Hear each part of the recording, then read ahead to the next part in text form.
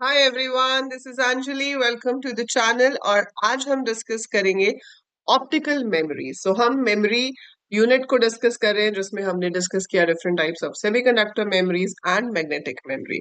And now it's the time to discuss the optical memories available. तो optical का मतलब क्या होता है? Light, right. यहाँ पर आपका डेटा जो है वो लाइट वेव बेसिकली लेजर की हेल्प से राइट होता है और रीड होता है। उस तरह की मेमोरी को हम ऑप्टिकल मेमोरी कहते हैं। बेसिकली इसके अंदर आपके पास सीडीज और डीवीडीज आ जाती है, ठीक है। ऑप्टिकल मेमोरीज और optical discs are alternate mass storage devices with huge capacity to 20 GB is use for storing your data permanently, क्योंकि इसमें जो आप स्टोर करोगे वो तब तक रहेगा जब तक हम डिलीट नहीं करते। इंफॉर्मेशन इज रिटन टू और read from the optical disk using a laser beam, इसीलिए इसको ऑप्टिकल कहा जाता है। Only one surface of an optical disk is use to store the data. जैसे हार्ड डिस्क में हमने किया था कि मैग्नेटिक जो डिस्क होती है उसके ऊपर भी डेटा स्टोर हो सकता है, नीचे भी डेटा स्टोर हो सकता है। इसमें दोनों तरफ नहीं होता, इसमें एक ही तरफ डेटा स्टोर होता है। An optical disc is relatively inexpensive and has a long life of at least 15 years. Since the read-write head does not touch the disk surface, there is no problem of disk wear or head crash. The main drawback of optical disc is कि इसकी जो speed है, access time जो है, वो थोड़ा कम है in comparison to disk। ठीक है। हमारे पास अलग अलग तरह की सीडी, अलग तरह की ऑप्टिकल डिस्क होती है, जिसमें से पहले है सीडी, जिसकी फुल फॉर्म है कॉम्पैक्ट डिस्क। रोम क्यों कहते हैं इसको? Read only memory. की जो सीडी होती है उसमें से हम सिर्फ रीड कर सकते हैं। आपके पास राइटेबल रीड सीडी रोम्स भी आती हैं, जिसको एक बार राइट कर सकते हैं और फिर रीड कितनी बार भी कर सकते हैं। ठीक है। उसके लिए हमारे पास एक स्पेशल डिवाइस होना चाहिए जिसे सीडी राइटर कहते हैं। फिर आगे जाकर सीडी आरडब्ल्यू आनी शुरू हो गई। सीडी आरडब्ल्यू का मतलब क्या है? सीडी रीड राइट, है ना। आप सीडी से रीड भी कर सकते हो, सीडी में राइट भी कर सकते हो। बस एक चीज थी कि सीडी में राइट करने के लिए, अब तो खैर हमारे पास लैपटॉप्स में तो सीडी रोम्स होते ही नहीं, अब कोई सीडी यूज ही नहीं करता। जब क्लाउड कंप्यूटिंग आ गई तो पेन ड्राइव्स भी बहुत रेयर हो गई है यूज करनी। बट हम लोगों ने तो शुरू किया था कॉलेज में फ्लॉपी डिस्क से, है ना। उसके बाद सीडीज आई, उसके बाद जब पेन ड्राइव आई तो लगता था कि हाय ये क्या चीज आ गई, इतनी छोटी सी चीज में इतना सारा डेटा आ जाता है ना। बट आज की डेट में आप सब कुछ ड्राइव पे सेव कर देते हो, क्लाउड पे स्टोर कर देते हो, उसकी भी जरूरत नहीं रह गई है। बट स्टिल आपने देखी होगी वो, ठीक है। यहाँ पर आपके पास सीडी राइटर, हमारे सिस्टम यूनिट के अंदर एक डिवाइस लगता है जिसके अंदर सीडी डालते हैं हम। तो वो भी दो तरह के डिवाइस होते हैं, एक जो सिर्फ रीड कर सकता है और एक होता है सीडी राइटर, जिसके थ्रू आप सीडी में राइट कर सकते हो। तो रीड राइट दोनों काम कर सकता है, ठीक है। वो आपकी सीडी रोम हो गई। दूसरी है WORM, that is CD recordable भी उसको कहते हैं, कि एक बार राइट कर सकते हैं उसके बाद सिर्फ रीड ही कर सकते हैं। और फिर आई हमारी RW, इरेजेबल ऑप्टिकल डिस्क। उसमें हम जितनी मर्जी बार इरेज करो, राइट करो, whatever you want to do. And दूसरी है आपके पास DVD ROM. DVD ROM read only memory, फिर एक बार रिकॉर्ड करो या रीड राइट दोनों करो। तो डीवीडी में भी ये तीनों फॉर्म्स आ गई, या तो रीड ओनली है, या रिकॉर्डेबल है, या फिर रीड राइट, सारे ऑपरेशंस हो सकते हैं। ठीक है। जैसे हमने हार्ड डिस्क का पढ़ा था, वैसे यहाँ पे भी इन्होंने सीडी का भी पूरा डिटेल में बताया हुआ कि कैसे सेक्टर्स में आपका डेटा स्टोर होता है। तो सीडी रोम टेक्नोलॉजी में 12 सेंटीमीटर्स की सीडी यूज होती है, विच इज 4.7 इंच। ठीक है। जो आपके म्यूजिक सिस्टम्स में भी यूज होती है। Each disk can store up to 600 MB, 700 MB तक होता है वैसे। और उसके अंदर फाइल सिस्टम वगैरह स्टोर होते हैं, तो एक्चुअली अवेलेबल जो होता है वो 600 MB के आसपास होता है। So that is approximately equal to 400 1.44 MB floppy disk, मतलब 400 फ्लॉपी डिस्क जितना डेटा आपकी एक सीडी स्टोर कर सकती है। ठीक है। So that is it. बाकी इसमें जो स्टोरेज है वो होती है किसकी हेल्प से? बाय रिप्रेजेंटिंग 1 और 0। So first of all, a master disk is prepared. On the master disk, a laser record data by burning permanent microscopic pits in a spiral track to represent 1. Now, from this master ROM, आपके पास एक mass scale पे series बनती है, फिर उसी laser की help से जहां जहां पर जीरो करना होता है वो उसको जीरो करता है, ताकि आपका डेटा 0 और 1 की फॉर्म में रिप्रेजेंट हो सके। For reading the data, a laser beam of lower intensity is employed. तो जैसे कि जब हम राइट करते हैं डेटा को सीडी में, तो आपको ज्यादा इंटेंसिटी वाली लेजर बीम चाहिए, 25 M वॉट। और अगर आप रीड कर रहे हो तो आपको सिर्फ 5 M वॉट की लेजर बीम चाहिए। सो कम इंटेंसिटी, कम पावर यूज होती है जब रीड कर रहे होते हैं, ज्यादा होती है जब राइट कर रहे होते हैं।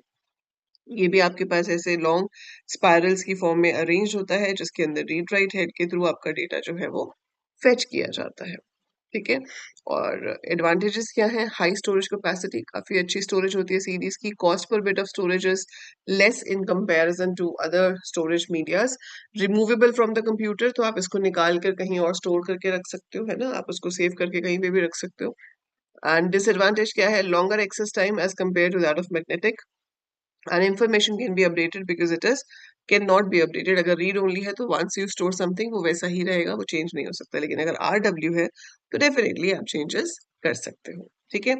Then comes your CD recordable. CD recordable क्या है? Compact disk recordable is another optical disk technology. The user can record their own data once a CD with a CDR disk drive unit. After this recording, user can read the data as many times as desired. तो एक बार right कर सकता है, read उसको कितनी भी बार कर सकता है, ठीक है। CDR is suitable for data and files which are not to be changed. The user can store permanent data, information, files and place records. इसके advantages: high storage capacity, better reliability for long life, greater access time as compared to hard disk, ठीक है। वो limitation है उसकी। ऐसे ही आपके पास erasable optical disc आ गई, जिसको इरेज करो, जितनी मर्जी बार राइट करो, बस आपको CD राइटर जो है वो चाहिए होता है इसके लिए। सो इसमें वेरी हाई स्टोरेज कैपेसिटी है, it is more reliable and has a long life. Longer access time as compare to hard disk is always the disadvantage, कि इसमें टाइम ज्यादा लगता है in comparison to hard disk. Then comes your DVD। DVD के तीनों variations, read only, recordable and rewritable, ठीक है। सो ये आपके पास इसकी वर्सिटिलिटी है कि ये तीन तरह से यूज हो सकता है। इसकी कैपेसिटी 4.7 GB, 8.5 GB और 20 GB तक जा सकती है। So that's how we work with it, ठीक है। तो इसकी स्पीड इन्होंने बताई हुई है, but that's okay, you don't have to learn it like by heart, करने की जरूरत नहीं है। बट ठीक है, यू शुड नो कि इसकी स्पीड सीधी से फास्टर होती है। ये पूरा टेबल है आपका different type of secondary memories and its features. इसमें सब कुछ है, इसमें hard disk, pen drive, CD ROM, DVD ROM, magnetic tape. So ये जो पूरा आपका टेबल है, इसको आप ध्यान से देख के अच्छे से इसको हो सके तो याद कर लीजिए, because this is very important, ठीक है। तो आप इसको अच्छे से याद कर सकते हो। इसमें different types of secondary memories and its features दिया हुआ है। तो इसमें हार्ड डिस्क जो है कैपेसिटी वेरिएबल होती है, एडवांटेज है इंटीग्रेटेड है PC के अंदर, वहीं लगा होता है, रोबस्ट है, मतलब इतनी जल्दी खराब नहीं होता, works in worse circumstances also, slow है रैम के कंपैरिजन में, ठीक है। स्टोर डेटा करता है, स्टोरेज मैकेनिज्म मैग्नेटिक है। ऐसे ही इसके बारे में भी लिखा हुआ है, कैपेसिटी कितनी है, CD रोम की कितनी है, DVD की कितनी है, मैग्नेटिक टेप की कितनी होती है। तो यही सब जो आपने पढ़ा है उसकी समरी एक तरह से यहाँ टेबल में गिवन है। तो ये टेबल अगर आप याद कर लेते हो, आप बाकी सबको बहुत ही अच्छे से एक्सप्लेन कर पाओगे, कोई प्रॉब्लम आपको इसमें नहीं आएगी। मेमोरी हायरार्की इसके बाद यहाँ पर बताया हुआ है। ये मेमोरी हायरार्की हम ऑलरेडी डिस्कस कर चुके हैं जब हमने इसको स्टार्ट किया था, if you remember. So introduction में भी हमने मेमोरी हायरार्की पढ़ा था। इसमें सबसे इंपॉर्टेंट आपका ये डायग्राम है कि सबसे फास्ट CPU में क्या होता है, रजिस्टर्स। तो सबसे फास्ट CPU जहां से डेटा एक्सेस कर सकता है वो CPU के अपने रजिस्टर्स होते हैं, ठीक है। जैसे कि आपके पास एक्यूमुलेटर रजिस्टर है, डेटा रजिस्टर है, प्रोग्राम काउंटर है, और भी एक्स्ट्रा रजिस्टर्स होते हैं। तो fastest data can be fetched from the CPU registers. उसके बाद आती है कैश मेमोरी।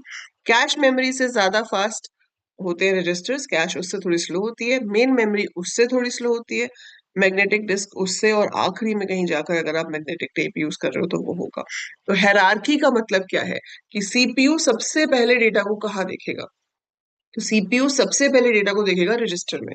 अगर रजिस्टर में मिल गया तो वहां से यूज कर लेगा, अगर रजिस्टर में नहीं मिलता है तो वो कैश में देखेगा। कैश में मिल गया तो वहां से यूज कर लेगा, वहां पे भी नहीं मिलता है तो वो मेन मेमोरी में देखेगा। मेन मेमोरी में नहीं मिलता तब जाकर वो सेकेंडरी स्टोरेज पे पहुंचता है, ठीक है। So that is how memory hierarchy works. So that is the main thing in memory hierarchy. इसके बाद ये आपके क्वेश्चन है, true false and your match the following and all. So go ahead, try this out.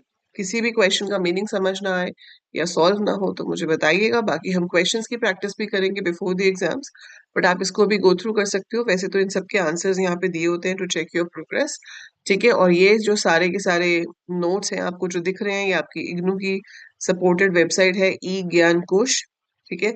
और ये सब कुछ उस ई ज्ञान कोश साइट पे प्रोवाइडेड है। सो egyankosh.ac.in आप जाएंगे, वहां पर आप अपना BCNU सिलेबस सेलेक्ट करोगे, अपना PC सॉफ्टवेयर सब्जेक्ट सेलेक्ट करोगे, and it will show you all the study material available. समझा तो मैं आपको यहाँ पे रही हूँ। पीडीएफ्स आप यहाँ से डाउनलोड कर सकते हो अगर आपके पास इसकी हार्ड कॉपी डिलीवर नहीं हुई है। सो प्लीज जाने से पहले वीडियो को लाइक जरूर कर दीजिएगा and share this video with all those students who are doing DCA from IGNOU university या किसी भी यूनिवर्सिटी से डिस्टेंस लर्निंग में कर रहे हैं। ऑलमोस्ट सिलेबस सेम ही होता है पीसी सॉफ्टवेयर का, फंडामेंटल्स ऑफ कंप्यूटर्स का। इग्नू का बल्कि ज्यादा वास्ट होता है। तो अगर हम इग्नू का सिलेबस देखते हैं तो बाकी सभी यूनिवर्सिटीज का इसमें कवर हो ही जाता है, because IGNOU always has extra topics in comparison to other universities. So do share it, do subscribe the channel. ठीक है, that gives me the motivation to upload more and more content for you. And that is it. I'll see you in the next video. कोई भी doubt हो, कोई भी feedback हो, you're most welcome to write in the comments. Bye for now.